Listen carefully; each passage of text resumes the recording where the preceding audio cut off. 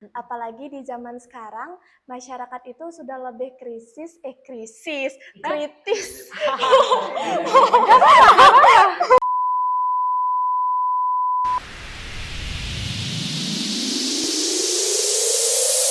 Halo Sobat Bawaslu, kembali lagi di Taksu Talkshow seputar pemilu episode 3.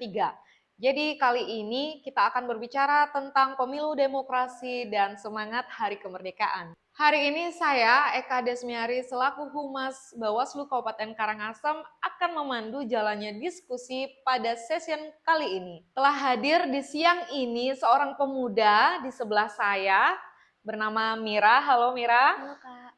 Ya, jadi Sobat Bawaslu, sebelumnya akan saya perkenalkan narasumber kita di siang hari ini. Narasumber kita pada kali ini adalah pemilik nama lengkap I Gusti Ayu Mira Oktaviani yang dikenal dengan sapaan Mira, merupakan salah satu mahasiswi dari jurusan PGSD STKIP Agama Hindu Amlapura. Saat ini Mira adalah anggota BEM STKIP Agama Hindu Amlapura dan merupakan salah satu alumni Pendidikan Pengawas Partisipatif 2026 Bawaslu Kabupaten Karangasem. Halo Mira, mungkin bisa disapa pemirsa kita di rumah. Halo semuanya. Baik, Sobat Awasmin di rumah, mungkin saya akan mulai dengan satu pertanyaan yang cukup ringan dan sebagai pematik diskusi kita hari ini, Mira. Nah, ini kan bulan ini adalah bulan kemerdekaan ya, identik dengan Hari Kemerdekaan. Nah, saya sendiri mau mendengar pendapat dari Mira. Apa sih makna kemerdekaan gitu bagi Mira sendiri, atau mungkin nantinya para anak muda di luar sana juga mungkin sependapat dengan Mira. Menurut Mira apa makna kemerdekaan itu sendiri, Mira? Makna kemerdekaan bagi saya sendiri ya Kak, kemerdekaan itu bukan hanya tentang bagaimana kita memperingati di setiap tanggal 17 Agustus dengan upacara bendera saja, tetapi juga bagaimana cara kita mencontoh para pahlawan, sifat-sifat para pahlawan, dan menebarkan hal-hal positif bagi masyarakat sekitar. Oke, berarti kalau disederhanakan gitu ya, makna kemerdekaan bagi Mira itu bagaimana kita bermanfaat bagi orang lain begitu dalam mengisi kemerdekaan ya. Wah, ini tuh jawaban yang sangat idealis pemirsa. Ya benar, memang semestinya seperti itulah anak muda mengisi kemerdekaan di era sekarang. Oke, baik, kita akan beranjak ke pertanyaan lain yang relate dengan pertanyaan nomor 1 tadi. Nah, Mira, ini kan kalau melihat hubungan antara kemerdekaan di zaman dulu yang diperjuangkan oleh para pahlawan kita dan juga kemerdekaan saat ini gitu, yang udah dikenal dengan demokrasi, kebebasan berpendapat, merdeka secara hidup gitu ya. Nah, menurut Mira itu bagaimana keterkaitannya? Apakah ada keterkaitannya? Silakan. Zaman dulu itu para penjajah memperjuangkan kemerdekaan Indonesia itu dengan cara atau dengan melawan musuh yang langsung ada di depan mata dan nyata.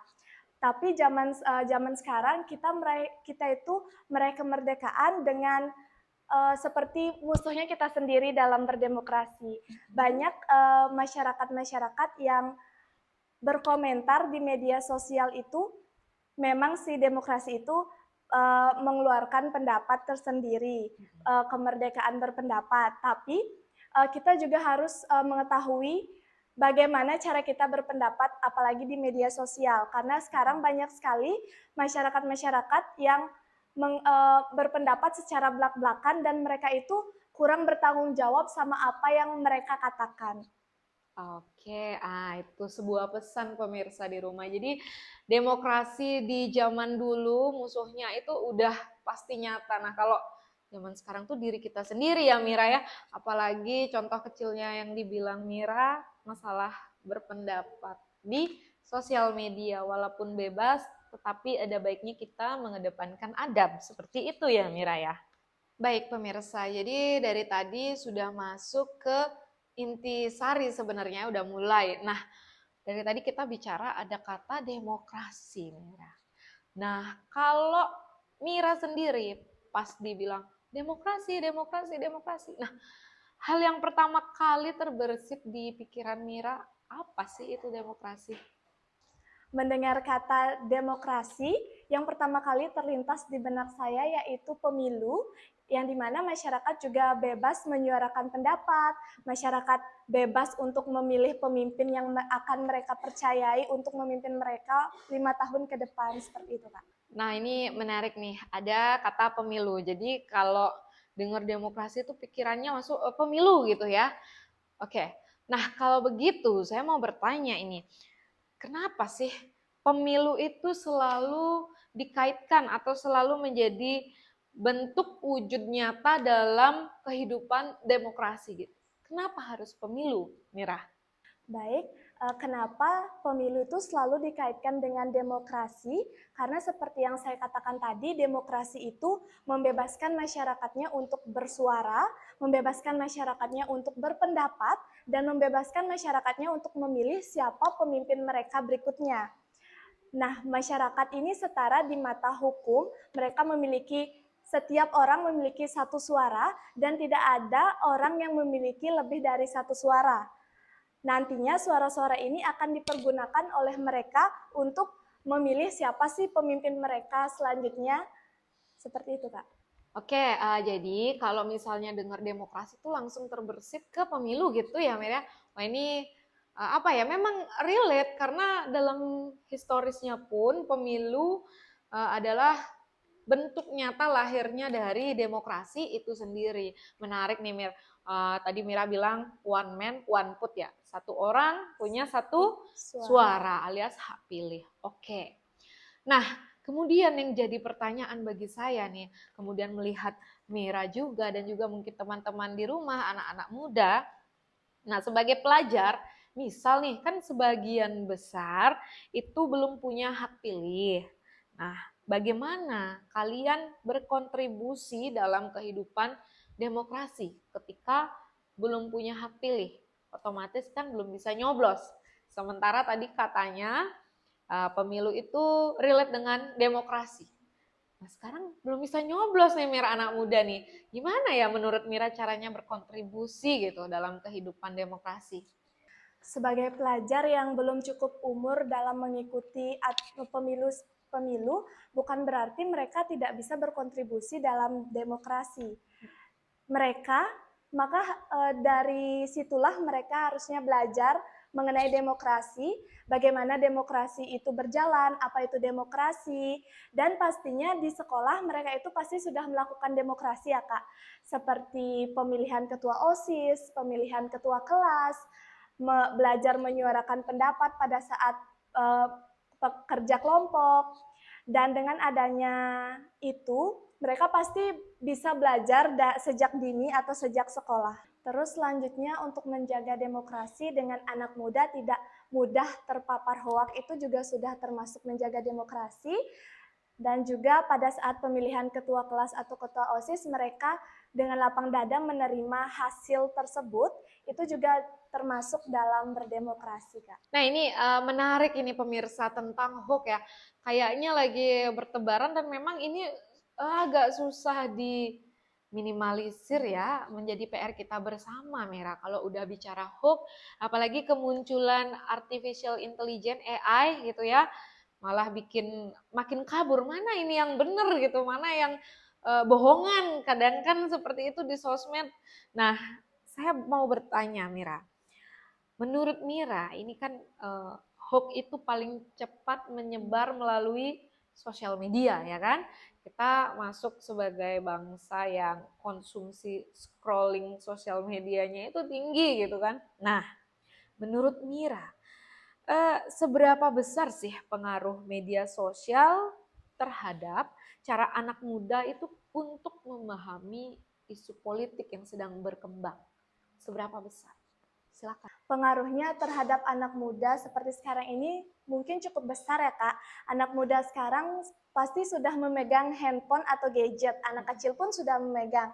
Jadi dengan adanya handphone dan gadget tersebut mereka itu lebih mudah untuk mencari informasi mengenai isu-isu politik. Yang dimana informasi-informasi tersebut tuh belum benar adanya. Belum tentu benar ya, gitu ya. Mereka itu masih harus menyaring informasi-informasi tersebut apakah benar atau enggak. Saya berharap semoga anak muda sekarang itu bisa lebih cerdas dalam memilih informasi, seperti mempercayai informasi dari akun-akun resmi atau akun-akun lembaga saja, seperti itu. Oke, jadi dari statement Mira barusan, akhirnya saya menemukan jawaban untuk pertanyaan saya yang lain sebenarnya pemirsa. Jadi sekaligus menjawab kalau tantangan terbesar generasi muda zaman sekarang itu adalah sulit mencari informasi yang valid, begitu ya. Jadi ya memang gitu, kadang dengan kecepatan informasi di sosial media belum tentu semuanya benar gitu ya Mira ya. Ini sangat bagus standing point-nya Mira. Jadi mari kita bersama-sama untuk memverifikasi informasi terlebih dahulu, Sobat Bawaslu. Baik, Sobat Bawaslu, sebelum saya lupa, izin Mira, tadi kebetulan Mira menyampaikan terkait dengan hoax. Jadi di segmen ini saya ingin menekankan kepada Sobat Bawaslu yang mungkin kesulitan dalam membedakan hoax menjelang pemilu. Jadi sebaiknya mari kita verifikasi informasi dengan melihat dari mana sumber informasi itu ya.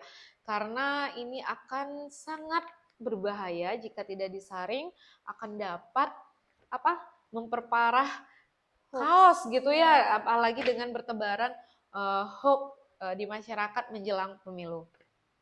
Baik, Sobat Bawaslu dimanapun Anda berada, saya ingin menanyakan satu pertanyaan ya Mir, yang sekiranya bisa menjawab teka-teki di hati kita gitu ya. Seperti apa sih kriteria pemimpin atau standar pemimpin yang ingin atau dicita-citakan oleh Gen Z? Ini Mira termasuk Gen Z ya? Yeah. Nah baik Mira, kalau seandainya Mira mewakili ya para Gen Z di luar sana, jika sudah memiliki hak pilih, nah kira-kira faktor apa yang menjadi bahan pertimbangan utama ketika mau menjatuhkan pilihan pada sosok pemimpin tertentu nih?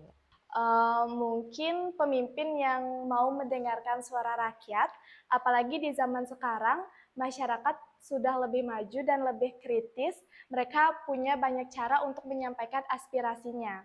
Nah, saya ingin pemimpin itu mendengarkan suara-suara rakyat. Menurut saya suara rakyat itu tidak harus dilakukan semuanya, tapi setidaknya didengarkan dan dipertimbangkan, seperti itu. Oke, menarik ya. Butuh pemimpin yang mendengar gitu ya. Jadi kalau ada pemimpin yang sedikit kurang peka, dengarlah wahai pemimpin, inilah suara hati Gen Z ya. Jadi ingin didengar. Oke. Ya memang benar Mira. Kita butuh sosok pemimpin yang bisa melihat seperti apa suara-suara di bawah seperti itu ya. Karena memang hakikat demokrasi demikian. Bisa dari up to bottom, dari pemerintah ke bawah, tetapi lebih banyak itu dari rakyat kepada pemerintah seperti itu. Oke, kalau tadi itu bicara tentang seperti apa sih pemimpin yang dicita-citakan oleh Gen Z ya. Tapi sayangnya di Indonesia ini tidak hanya tentang Gen Z gitu ya. Nah, saya mau tanya nih Mir, untuk menjaga demokrasi agar tetap hidup, agar Indonesia tetap diakui sebagai negara demokrasi terbesar nomor 3 di dunia ini. Nah, kira-kira pemimpin seperti apa sih yang kita butuhkan gitu ya, biar di masa depan demokrasi ini tuh tetap bisa hidup dan terawat di Indonesia. Silakan Mir, menurut Mira. Mungkin selain pemimpin yang mau mendengarkan suara rakyat, juga kita membutuhkan pemimpin yang mampu merangkul kita, Kak. Karena Indonesia itu kan terdiri dari berbagai suku, bangsa, agama, ras, dan banyak orang dengan pandangan yang berbeda-beda. Nah, saya harap seorang pemimpin tersebut tuh mampu merangkul kita semua agar tidak ada perpecahan di antara perbedaan tersebut. Seperti itu, Kak. Oke, jadi kalau mau demokrasinya tetap terawat seperti itu ya. Jadi harus bisa merangkul keanekaragaman yang hidup di Indonesia. Seperti itu ya, Mir. Nah, perlu nggak pemimpin yang cerdas dan bisa membaca situasi global dan juga situasi di domestik? Menurut Mira, perlu nggak? Perlu. Oke, berarti cerdas juga kita butuhkan ya. Ya, karena tidak hanya cukup dengan merangkul, tetapi juga perlu kecerdasan untuk membaca situasi global maupun situasi domestik. Seperti itu ya. Sebenarnya ada banyak pertanyaan yang mengganjal ya, pemirsa. Pasti Sobat Awasmin juga sama seperti saya pengen menanyakan banyak hal sekali. Tapi karena waktu ya, sekiranya sebelum penutup ada beberapa pertanyaan lagi yang kiranya saya ingin Mira jawab seperti itu. Yang selanjutnya adalah, kalau Mira diberikan kesempatan mewakili anak muda untuk menyampaikan aspirasi ke pemerintah, isu apa yang kira-kira paling Mira ingin perjuangkan? Silakan. Eh, mengenai penanganan HUK mungkin Kak, karena di era digitalisasi seperti sekarang, HUK itu lebih gampang menyebar. Nah, saya harap HUK itu di mata hukum bisa lebih dipertegas lagi bagi siapa penyebar-penyebar berita HUK tersebut itu bisa diberikan hukuman yang setimpal dan jera agar mungkin mereka tidak melakukan hal tersebut seperti itu. Oke, berarti hook ya. Kenapa harus hook sih? Kenapa? Karena apakah ini dapat mengancam persatuan? Iya, karena HUK itu kan berita yang tidak benar, Kak. Jadinya itu tuh akan mengancam kepersatuan. Jadi kita akan adanya perpecahan seperti itu. Oke, dan tentunya ini akan berbahaya untuk kehidupan demokrasi kita ya. Seperti itu ya Mira ya. Jadi Mira sebagai perwakilan anak muda, jika diberikan kesempatan akan memperjuangkan penanganan HUK yang lebih ketat gitu ya di mata hukum, seperti itu. Apakah Sobat Bawaslu setuju dengan pernyataan ini? Coba sambil komen ya. Baik, nah nggak terasa nih kita itu ngomong udah cukup lama gitu ya. Nah, satu pertanyaan Mir. Apa harapan Mira terhadap kualitas demokrasi kita 10 tahun mendatang? Silakan Mir. Baik, harapan saya untuk demokrasi di Indonesia 10 tahun ke depan ya Kak. Semoga demokrasi di Indonesia itu selalu kuat, eksis, dan selalu melibatkan masyarakat dalam mengambil kebijakan.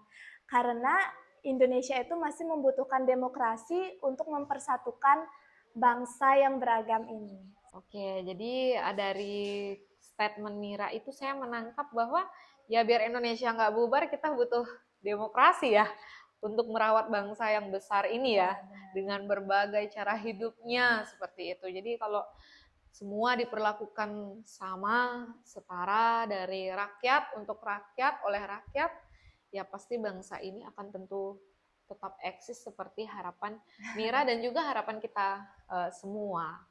Baik, Sobat Bawaslu, tak terasa Mira, sebenarnya masih panjang saya ingin ngobrol dengan Mira, tapi karena waktu dan juga batasan segmen ya, kita akan ulang lagi di silaturahmi kita selanjutnya, seperti itu.